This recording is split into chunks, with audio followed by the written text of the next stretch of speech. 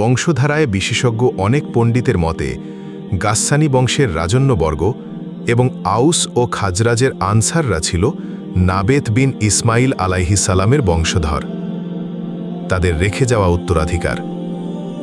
ইমাম বুখারী রহমতুল্লাহি আলাইহি তার সহি বুখারী শরীফেও এই মতটিকেই প্রাধান্য দিয়েছেন।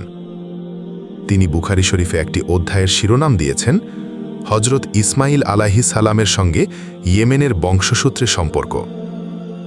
রাসূলুল্লাহ সাল্লাল্লাহু আলাইহি ওয়াসাল্লামের একাধিক হাদিস দ্বারা তিনি তার মতের সমর্থনে দলিলও পেশ করেছেন। অপরদিকে অপর এক হাদিস বিশারদ আল্লামা হাফিজ ইবনে হাজার আসকালানি রহমতুল্লাহি আলাইহি তার বুখারী শরীফের ভাষ্য গ্রন্থে কাথানকে নাবেত বিন ইসমাইল আলাইহিসালামের বংশধর হওয়াকে অগ্রাধিকার দিয়েছেন। আর কায়দার ইবনে ইসমাইল আলাইহিসালামের বংশধররা মক্কাতেই বসবাস করতে থাকে, সেখানেই তাদের বংশের বিস্তার ঘটতে থাকে। একসময় তাদের থেকে উদ্ভব ঘটে আদনানের, এরপরে তার ছেলে মাদের। মূলত আদনানের থেকে শুরু করে আদনানি আরবগণ তাদের বংশধারার পূর্ণ সংরক্ষণ করে। এই আদনানি হল নবী করিম সাল্লাল্লাহু আলাইহি ওয়াসাল্লামের বংশের ২১তম পুরুষ।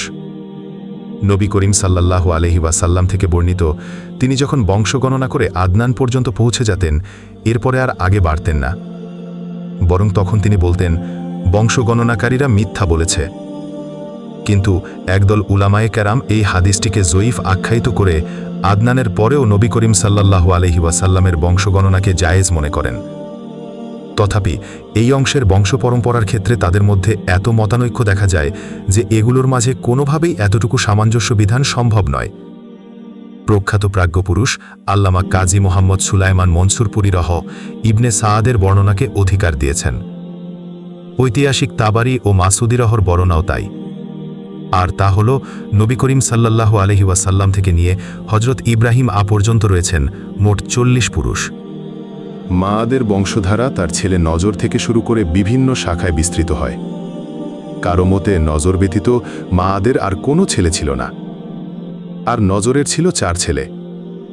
তার এই ৪ ছেলে থেকে পরবর্তী সময়ে উদ্ভব ঘটে বিশাল বিশাল ৪টি কবিলার, ইয়াদ, রবিয়া ও মুজার। রবিয়া ও মুজার গোত্র পরবর্তী সময়ে আরও ব্যাপকতা লাভ করে এবং অসীমতায় রূপ নেয়। রবিয়া থেকে জন্ম নেয় জুবাইয়া ও আসাদ, আসাদ থেকে আনজা ও জাদিলা, জাদিলা থেকে জন্ম হয় প্রসিদ্ধ আরবীয় অনেকগুলো কবিলার, যেমন আব্দুল কায়েস, নামির, বনু ওয়াইল ইত্যাদি। তাদের থেকে বিকাশ ঘটে বনু বকর ও বনু তাগলিবের।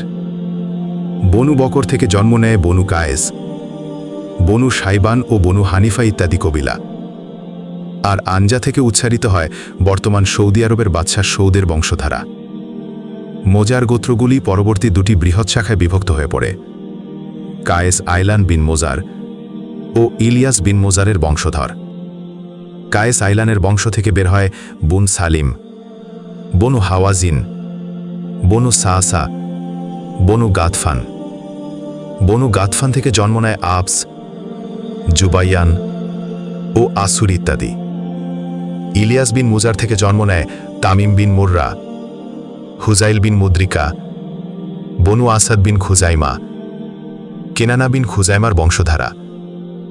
কেনানা থেকে উৎপত্তি হয় কুরাইশ বংশের।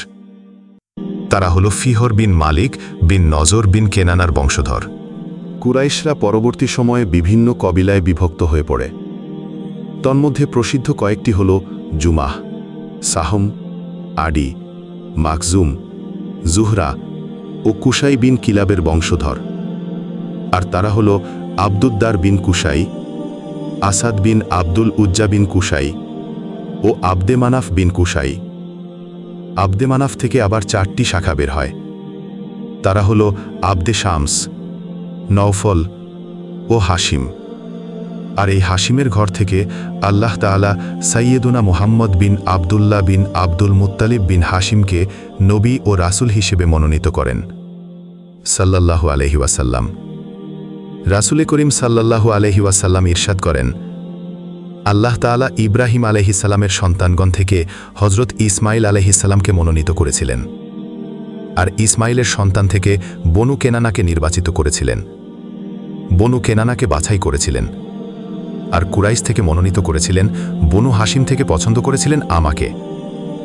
আব্বাস বিন আব্দুল মুত্তালিব রাদিয়াল্লাহু আনহু বলেন, রাসূল করিম সাল্লাল্লাহু আলাইহি ওয়াসাল্লাম ইরশাদ করেন, আল্লাহ তাআলা গোটা মাখলুকাতকে সৃষ্টি করলেন, এরপরে আমাকে উত্তম দল ও উত্তম বংশের অন্তর্ভুক্ত করলেন।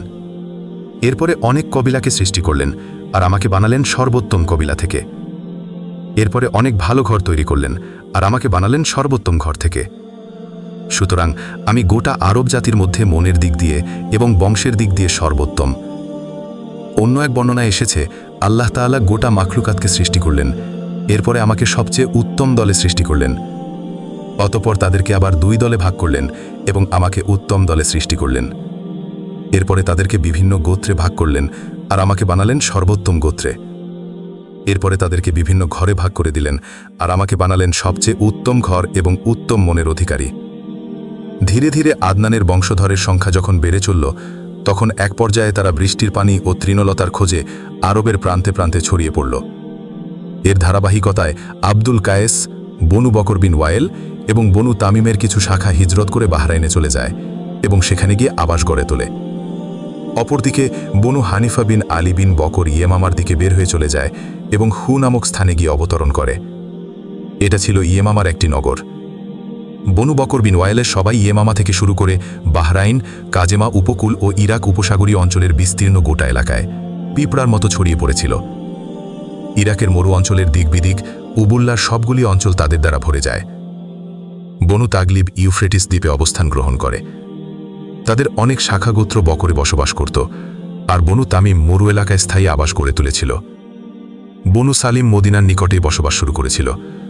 ওয়াদিয়ে কুরা থেকে নিয়ে খাইবর পর্যন্ত একদিকে, অপরদিকে মদিনার পূর্বাঞ্চল থেকে 2 পর্বতের সীমা পর্যন্ত এবং সেখান থেকে হীরা পর্যন্ত ছড়িয়ে পড়েছিল তাদের বংশধররা।